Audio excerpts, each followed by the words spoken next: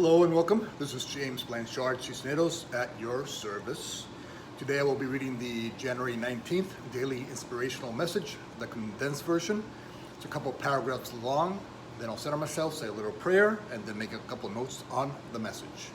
And I trust it will assist both of us on our journeys. Here we go. The title: The Illusionary Power of an Unforgiving Thought.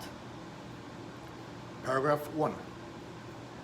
Because love is our creator, even our seemingly most difficult experiences have a higher purpose and will serve a greater good. If we cannot yet see the higher purpose when we are experiencing a challenge, it does not make us less spiritual. It simply means that we have temporarily forgotten the sacred nature of the journey that we have co-designed with the divine. It is within this state of unawareness or forgetfulness that we unconsciously allow the ego's fog-filled fallacies to block our light. One thing that blocks this self-awareness is our unforgiving thoughts. Our unforgiving thoughts hold us prisoners within our own minds. If you were to recall that everything that happens in your life is occurring to help you grow, heal, and awaken, then what use would you have for an unforgiving thought? Paragraph 2. Today, if you are entertaining an unforgiving thought, do not punish yourself or others for this. Instead, simply see it as a sign that your mind is asleep to your true loving nature. Forgiveness, being a reflection of love, of the love that is the creator, is an aspect of your true nature. An unforgiving thought is illusionary in nature because it is the opposite of who you are in truth. Today, align with the truth in you by replacing unforgiving thoughts with forgiving thoughts. Do so until you're able to see, feel, and acknowledge the wisdom of your efforts. Today, use your free will to forgive those who the ego insists you should not. Set free all those who you have imprisoned within your heart and mind through your judgments and unforgiving thoughts. Do so and feel the divine in you awaken.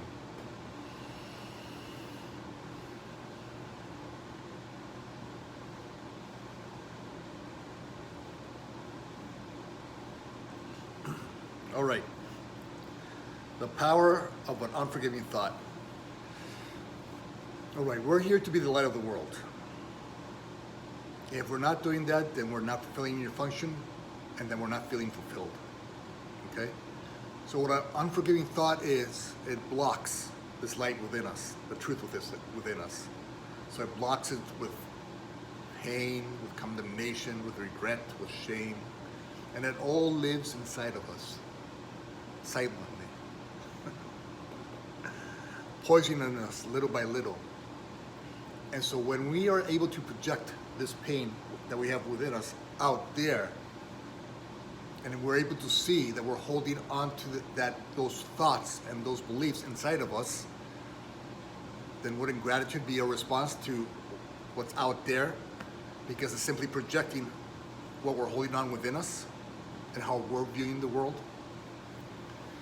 And so let us try the following. Let us try. First, let us remember. Let's do four things. First, let us remember when an unforgiving thought is boiling up there inside of you. First, remember you have co-designed your journey with the divine, and so the journey is in some way, shape, or form perfect for you and for all those around you. And so, even this unforgiving thought has a higher purpose. There's a higher purpose to this misperception that you hold inside of you. And one of the higher purposes might be that you go ahead and end up forgiving and healing it. And then you can have those tools in your tool belt, and you can help others forgive their unforgiving thoughts. And when you do so, you become that light of the world. And when you do so, when you help others forgive those unforgiving thoughts, you feel fulfilled because you're doing what the creator of the universe created you to do. And so first, we can trust in the divine design. Then If it's too hard for us to forgive at the moment, we invite God in, the Holy Spirit, Jesus, Buddha, whoever you wish, wherever you see yourself actualized, you invite them in and ask, listen, I can't forgive this person right now. Please, I'm gonna hand this over to you, and you forgive them for me. And so see, because we're all one, right? So even part of the Christ that is able to forgive, or God, or the Holy Spirit, or Buddha, that are able to forgive, that's still a part of you, unconsciousness that may be, of that connection. And so if they forgive, and you consciously ask them to forgive those brothers and sisters for you, guess what? You are, in a small way, forgiving your brother and sister, even though your ego says that, no, they're not worthy yet. Don't forgive them yet. So that's number 2. Number 3, let us remember that when the unforgiving thought boils, we don't do what we always do, which is dive into that quicksand of unforgiveness, of condemnation, of guilt and shame. We don't spend any more of our time, focus, and energy on that darkness. Because why? We've been there before, you know. We've not slept well at night because we toss and turn because we have those thoughts of what we did to person X or Y, or how we interacted with person X or Y, and so now we don't feel at peace enough to gently fall to sleep. And so now, when that individual comes to mind and that unforgiving thought comes to mind, we practice not diving into it, but instead recognizing, wait, I'm going somewhere where I've been before. I've traveled this dead-end road 100 times before. I don't need to do that anymore. Let me try a more gentle path, a more productive path to peace, to the state of peace. And so you do what you can. You offer them, that person comes to mind, you know what? You offer them, God, please send them peace. God, please heal them. Please, I hope they have a beautiful day today. And so you start to shift. You start to shift that darkness for the light in you. And so you practice recognizing that unforgiving thought. Instead of blaming them, continue to blame them. You say, listen, I want peace for this individual. Because you know what? I know we're all one. Deep down inside, I know we're all one. So whatever it is that I offer to that person, be it asking God to bring them peace and joy and happiness in their lives, who's going to experience that? Me, I'm going to experience that. I'm going to experience those emotions. And the 4th thing is to be grateful for them. Yes, that's hard. I might be a little hard to the ego, but don't worry, we'll get through this. So you see, like we talked about in the beginning of this video, we're just projecting our internal condition to them. We're just judging and condemning them because that's what we've been taught by the ego to do. A form of defending ourselves. But we don't have to defend ourselves against something that's not truly real. They in truth can never do something that we judge, because the truth in them is only love, what God is. And the truth in us is only love, what God is. So if we're doing something other than loving them, then that's a misperception we're holding on within us. That we're now strong enough to be able to project into the world so that we can see that that's something we do not want to live within us. And so thank you, person X or Y, for helping me see that this misperception, this unforgiving thought, is unworthy of me. It's unworthy of God's creation. It's unworthy of God's child. And therefore, I'm not going to carry that anymore. That's not a bag I choose to carry anymore. That cross has already been overcome a couple thousand years ago. And so we don't have to carry those delusions, those programs of the ego, of our families, of society.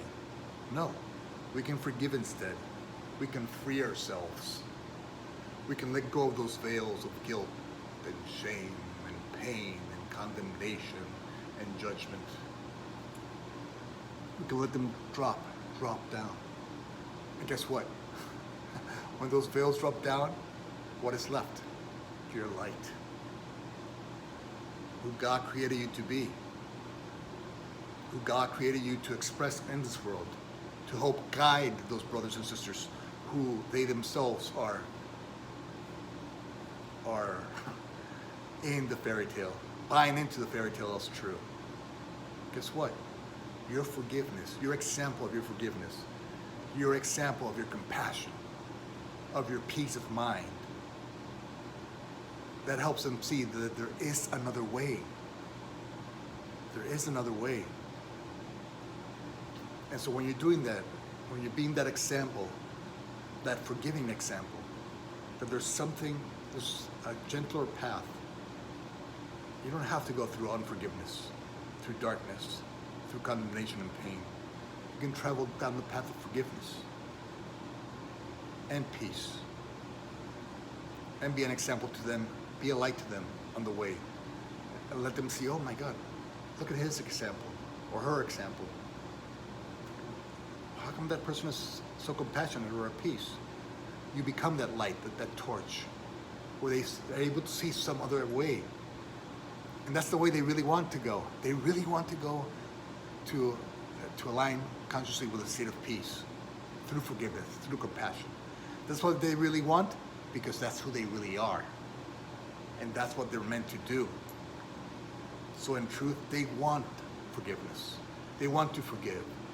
We want to forgive in truth, because we want to be at peace, because we want to be in alignment with our source and what that source created us to do.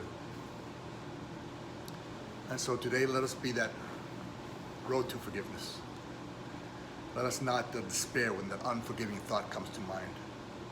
Let us do what we just mentioned in the video and choose a more gentle path, a path that is truly worthy of the loving light in you. Thank you so much for your time. I love you very much. If you could be so kind as to like, comment, or share this video, it would help with the listening process, and it might help somebody find this video someday that could need it.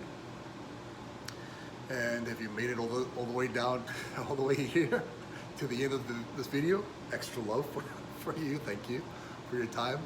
I love you very much, and God willing, we'll see each other tomorrow. Peace.